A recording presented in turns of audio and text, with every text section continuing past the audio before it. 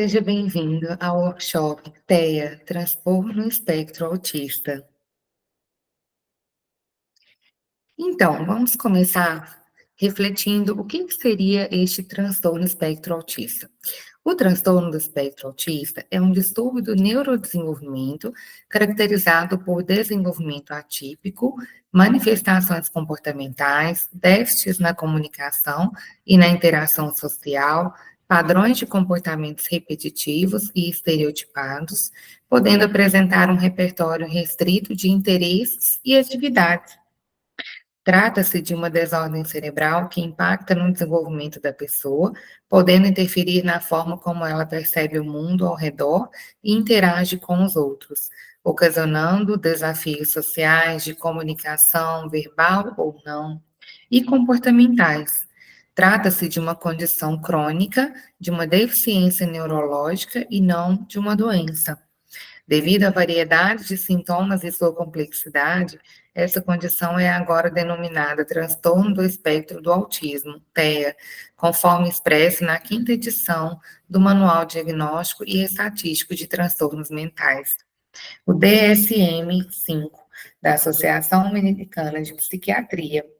O material apresenta termos para classificação e diagnóstico na área da saúde mental. Bom, então a gente vai entender um pouquinho sobre as causas do TEA, né? A gente sempre tenta entender a origem do transtorno, até mesmo para entender as intervenções a serem feitas ou direcionadas no caso de uma equipe multidisciplinar, né? Então, a etiologia do transtorno do espectro autista ainda permanece desconhecida. Evidências científicas apontam que não há uma causa única, mas sim a interação de fatores genéticos e ambientais. A interação entre esses fatores parece estar relacionada ao TEA. Porém, é importante ressaltar que um risco aumentado não é o mesmo que causa fatores de risco ambientais. Os fatores ambientais podem aumentar ou diminuir o risco de TEA em pessoas geneticamente predispostas. Embora nenhum desses fatores pareça ter forte correlação com aumento ou diminuição dos riscos, a exposição a agentes químicos, deficiência de vitamina D e ácido fólico, uso de substâncias como ácido valproico durante a gestação, prematuridade com idade gestacional abaixo de 35 semanas, baixo peso ao nascer, gestações múltiplas, infecção materna durante a gravidez e idade parental avançada são considerados fatores contribuintes para o desenvolvimento do TEA. E atenção, pois as vacinas não são fatores de risco para o desenvolvimento do TEA, né? Os fatores de risco para um componente genético seriam as evidências que indicam uma influência de alterações com forte herdabilidade, mas trata-se de um distúrbio geneticamente heterogêneo que produz heterogeneidade fenotípica, por exemplo, características físicas e comportamentais diferentes, tanto em manifestação como em gravidade.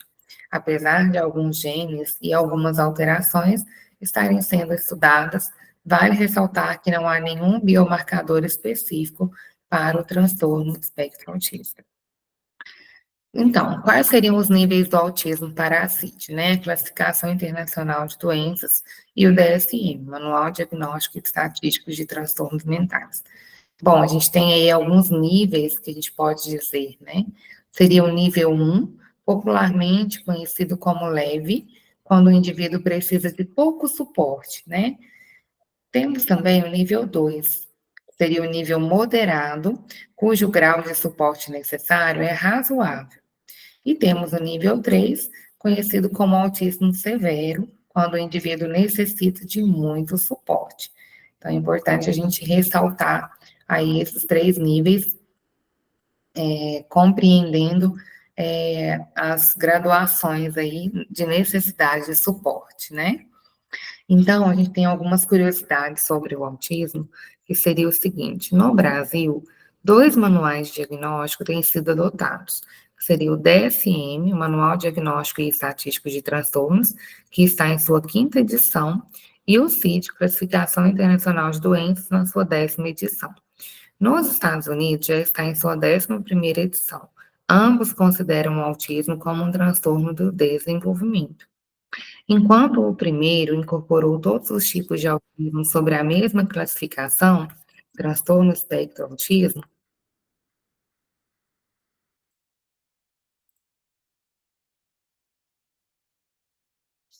né? É, o segundo segue especificando cada uma das suas subcategorias: o autismo infantil, o autismo atípico, a síndrome de Rett, a síndrome de Asperger, o transtorno desintegrativo da infância, né?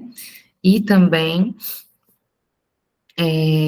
o transtorno geral do desenvolvimento não especificado. O DSM-5, com a publicação oficial da Associação Americana de Psiquiatria, que define transtornos psiquiátricos como e do desenvolvimento, né, de maio de 2013, define o autismo como uma única desordem do espectro, sendo considerado um conjunto de critérios que descrevem os sintomas que podem impactar nas áreas de comunicação social, comportamento, flexibilidade e sensibilidade sensorial. Antes de 2013, o autismo era subcategorizado conforme apresentado no CID-10. Assim, conforme estabelece o DSM-5, transtorno do espectro do autismo pode ser medido com base na sua gravidade. Não há subtipos de diagnóstico, por exemplo, transtorno de Asperger, o marcador de gravidade é baseado no grau de comprometimento do distúrbio. Com base nessa análise, deve ser possível avaliar as habilidades de cada pessoa com TEA, o que envolve a especificação de problemas de deficiência intelectual e de linguagem. A maioria dos indivíduos com TEA tem deficiências mentais de leve a moderada com deficiência linguística associada. O TEA, segundo o DSM-5, é um dos transtornos do neurodesenvolvimento, um grupo de transtornos iniciados no período do desenvolvimento. Tipicamente, se iniciam em fases muito iniciais da vida, antes da criança entrar na escola. É frequente a existência concomitante de mais de um transtorno do neurodesenvolvimento, como TEA mais transtorno do desenvolvimento intelectual. A depender do transtorno, pode haver excesso ou déficit, atrasos para atingir marcos esperados. Embora o CID-11 já esteja em vigor, os especialistas geralmente ainda usam os códigos do CID-10 nos laudos para autismo. Nós temos aí alguns CIDs, né, alguns marcadores, para a gente poder refletir. Por exemplo, o CID-10 F84 diz os transtornos globais do desenvolvimento. O CID-10 F84.0 seria o autismo infantil, né? CID-10 F84.1 seria o autismo atípico. CID-10 F84.2 seria a síndrome de Rett. Temos também o CID-10 F84.3, seria outro transtorno desintegrativo da infância. Temos também o CID-10 F84.4, seria o transtorno com hipercinesia associada a retardo mental e a movimentos estereotipados. Temos também o CID-10 F84.5, que seria a síndrome de Asperger. Temos também o CID-10 F84.8, que seriam outros transtornos gerais globais do desenvolvimento. Teríamos também o CID-10 F84.9, que seriam os transtornos globais não especificados do desenvolvimento. Então, a gente tem aí algumas relações que são associadas, né, ao transtorno do espectro autista. Bom, quando a gente fala de síndrome de Asperger, a gente vê que a deficiência encontra-se nas interações sociais e no uso funcional da linguagem. A gente tem aí também um transtorno autístico, que seria, às vezes, conhecido como autismo clássico. Pode se manifestar como atrasos significativos na linguagem, desafios sociais e de comunicação e comportamentos incomuns. Pode haver dificuldades de aprendizagem e inteligência abaixo da média também, né? Temos também o transtorno geral do desenvolvimento não especificado, seriam os indivíduos que recebem esse diagnóstico se tiverem algumas, mas não todas as características do autismo clássico. E o seu nível de funcionalidade é geralmente moderado a alto. Temos também o transtorno desintegrativo da infância, que geralmente afeta crianças pequenas e pré-escolares, e eles perdem habilidades linguísticas e sociais e tipicamente têm níveis de funcionalidade moderados ou baixos, né?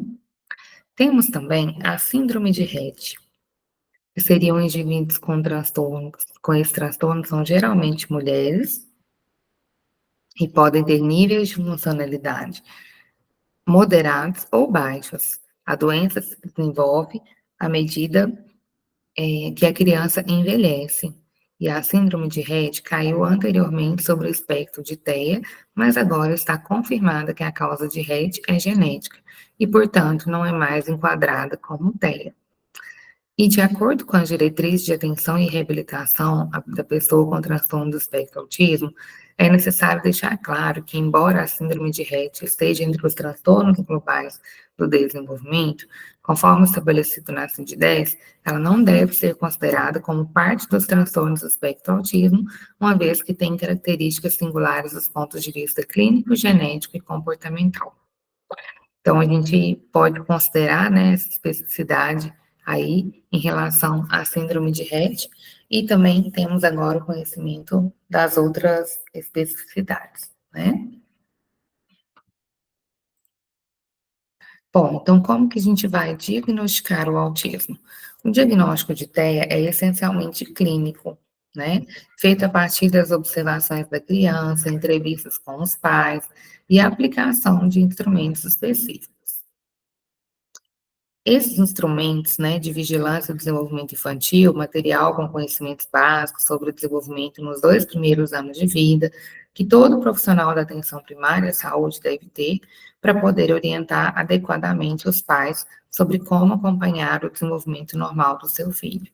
Assim como, ao detectar atraso ou desvios, são sensíveis para a detecção de alterações sugestivas de TEA, devendo ser devidamente aplicados durante as consultas de puericultura na atenção primária da saúde. O relato queixa da família acerca das alterações no desenvolvimento do comportamento da criança tem correlação positiva com confirmação diagnóstica posterior. Por isso, valorizar o relato queixa é fundamental durante o atendimento da criança.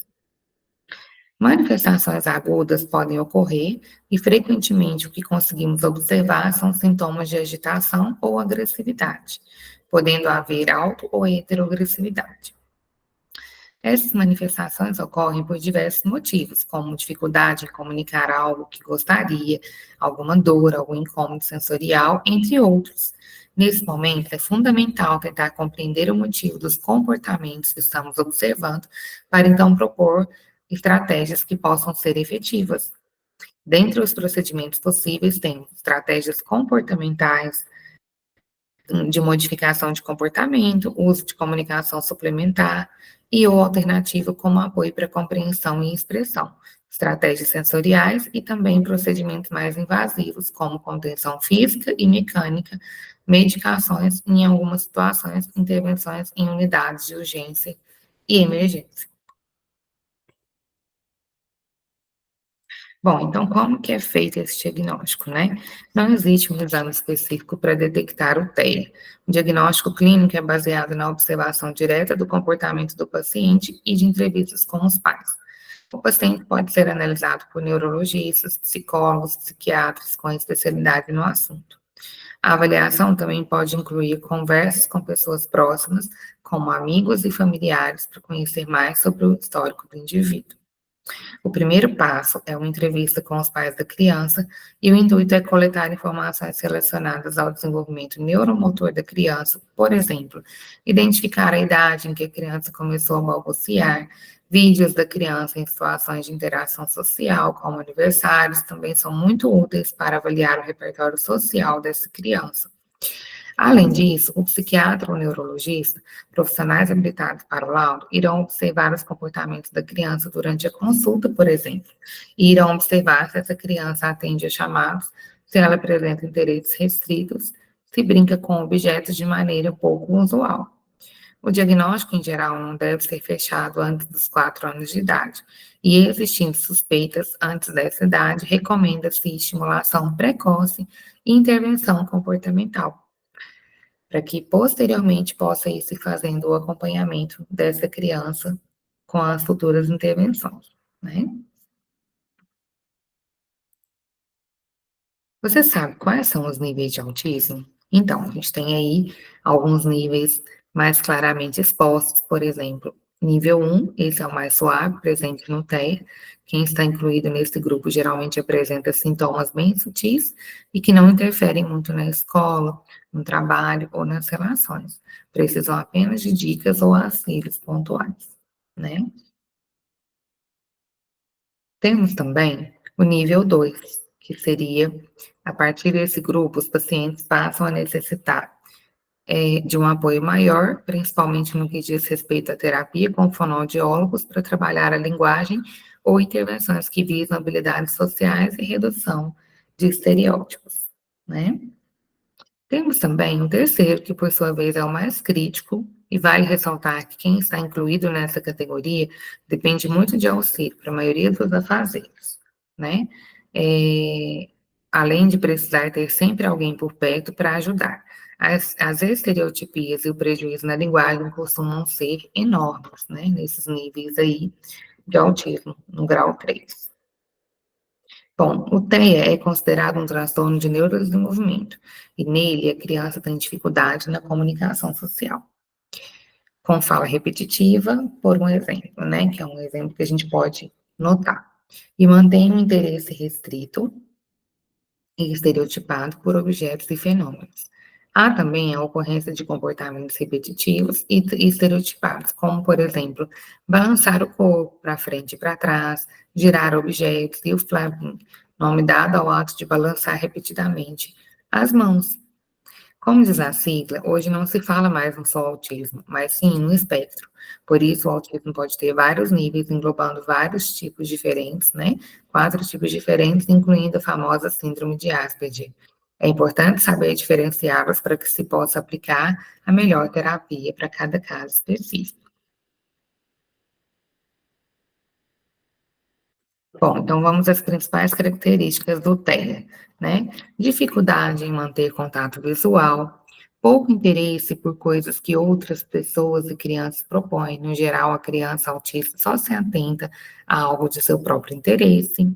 Sensibilidade a barulhos, principalmente os mais altos, e contextos diferentes. Dificuldade em manter interações sociais, a criança possui muita dificuldade em fazer trocas durante brincadeiras, né? Dificuldade em compreender expressões faciais, tristeza, felicidade, raiva, braveza. Comportamentos estereotipados, podem se fixar a objetos específicos, desenvolver comportamentos repetitivos ou até mesmo a fala repetitiva, sendo que essas atitudes estereotipadas ocorrem sem um objetivo ou finalidade. Temos também o repertório restrito por brincadeiras, brinquedos e objetos. Os que não sejam de seu interesse não prendem a sua atenção. Por exemplo, se a criança gosta de carrinho, apenas brinquedos com essa característica irão cativá-la, e ela brincará apenas com eles. Outras características do autismo leve: pouco ou nenhum contato visual direto, pouca vontade de conversar, alteração de entonação da fala, apego a algum objeto ou interesse muito persistente por algum assunto, dificuldade de mudar a rotina e não atender quando lhe chamam pelo nome. Por conta desses sinais, os indivíduos com TEA têm muita dificuldade na interação com outras pessoas. Isso pode causar muito sofrimento para eles. Assim, é fundamental que saibamos como lidar com essas suas características para que elas possam se desenvolver de forma plena, com saúde e realização pessoal. Bom, como que pode ser feito o acolhimento familiar? Esse acolhimento refere-se a respeitar as dores e as lutas de cada família, compreender que muitas vezes são esgotados fisicamente e emocionalmente. Por isso, preferem em alguns momentos se isolarem do mundo para não serem alvos de críticas ou conselhos capacitistas. Saber acolher essas famílias e abraçá-las sem julgá-las, levar palavras que edifiquem quando se sentirem piores pais que existem, né? Essa sensação de o que eu fiz, né? Por que isso acontece? Mas, acima de tudo, saber respeitar o momento que cada um vive e, principalmente, deixar de lado qualquer tipo de julgamento ou olhar piedoso. Sendo assim, ter uma rede de apoio unida e fortalecida é, sem dúvida, um dos pilares mais importantes para uma família com um filho que tem o que compleia, né? Principalmente para a mãe, que na maioria das vezes desempenha uma infinidade de papéis em sua rotina, e em que, além de cuidar do filho, na grande maioria dos casos, continua estimulando a criança em casa, independente das terapias que frequenta. Bom, diante de tanta demanda e reconfiguração da rotina, as famílias se sentem sobrecarregadas, cansadas, necessitando às vezes despejarem seus sentimentos ou que alguém escute seu silêncio atentamente, sem julgamento, mas que saiba que perto ou longe, no momento em que necessitarem de um colo sem julgamentos, sempre estará disponível. Saiba agregar na vida de quem lhe procura pedindo auxílio. Seja escada e não uma âncora que ajuda a pessoa a se afundar. Não romantize as situações, nem seja aquela pessoa que diz, vou rezar para o seu filho ser curado, por exemplo. É importante a gente ter a postura de acolhimento, de escuta, né, de oferecimento de suporte, de ofertar escolhas também, de informar possibilidades e grupos de ajuda. Bom, e como seria esse acolhimento infantil e adolescente? Ter muito cuidado com toques e palavras, né, com a criança ou adolescente, agir com delicadeza, estimular a interação com outros adultos e crianças, ajudar a criar novas formas de comunicação, impor limites, ser criativo e deixá-los em contato com os animais. Tudo isso é muito importante para que eles possam ter um bom desenvolvimento e um bom acolhimento.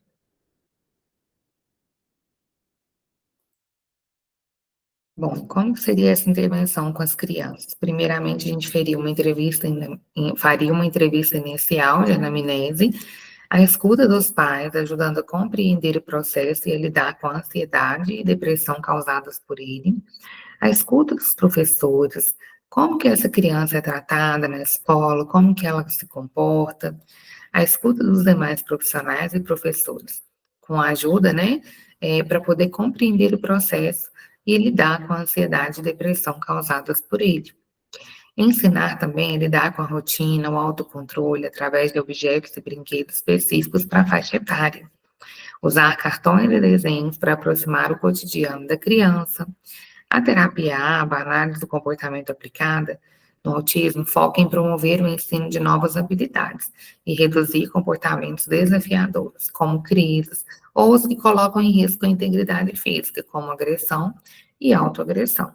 Ela pode ser aplicada por diversos profissionais, como psicólogos, professores, pediatras e todos os profissionais que tenham a certificação ABA para promover essa especialidade. Como seria então a intervenção com adolescentes? Estabelecendo um roteiro de atividades, ajudando-o a se adaptar ao ambiente, atividades interativas de acolhimento, incentivar o adolescente a participar de grupos, incentivar o adolescente a se expressar, dançar, música, né? São várias as possibilidades que podem ser feitas para essa intervenção com esses adolescentes. Com adultos, a gente já pode ajudá-los a se desenvolver atividades sociais, gerenciar o estresse, responder positivamente a mudanças repentinas, comunicação, né? Ter uma comunicação efetiva e com grupos sociais também que podem estar ligados a outros adultos com a mesma característica.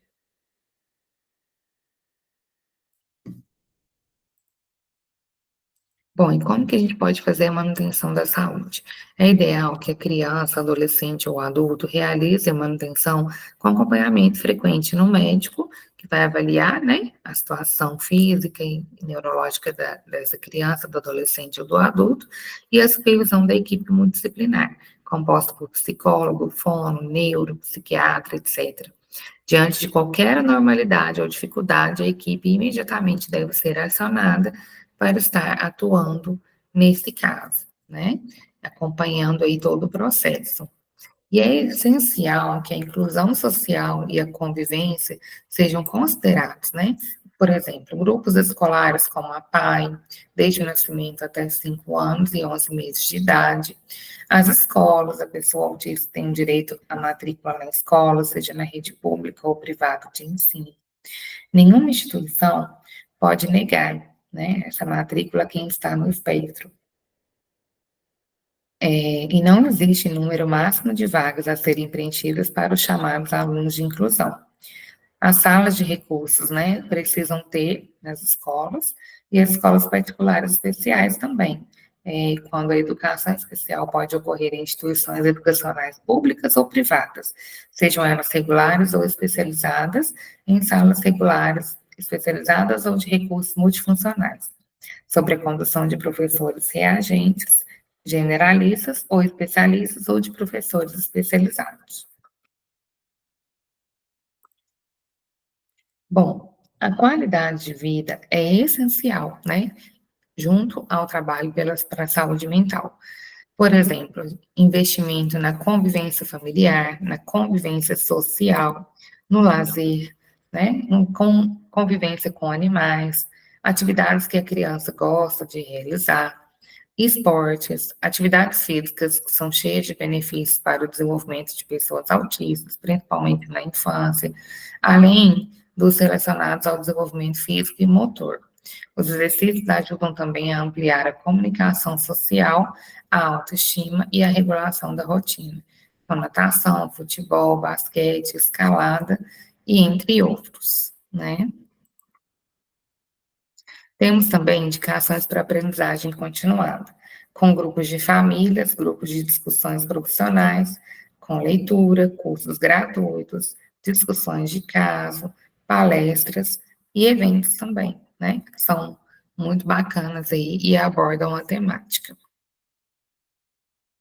Bom, então a gente vai chegando ao final desse workshop, né? Esperamos aí que tenha sido proveitoso, que tenha trazido informações básicas e essenciais para a intervenção junto ao espectro autista. E dizemos uma frase que é muito importante, né? O autismo não se cura, se compreende. Então, a partir do momento que a gente consegue compreender algo, a gente foca em algo muito além da simples cura, que seria o entendimento, a intervenção qualitativa e a qualidade de vida dessa pessoa, independente, né, de classificá-la em níveis ou estereótipos, que ela possa ser feliz, que ela possa se realizar, e isso possa se estender aos demais familiares. Então, é essa mensagem que a gente gostaria, né, de deixar para vocês e agradecer mais uma vez pela presença em mais um workshop. Muito obrigada e até breve.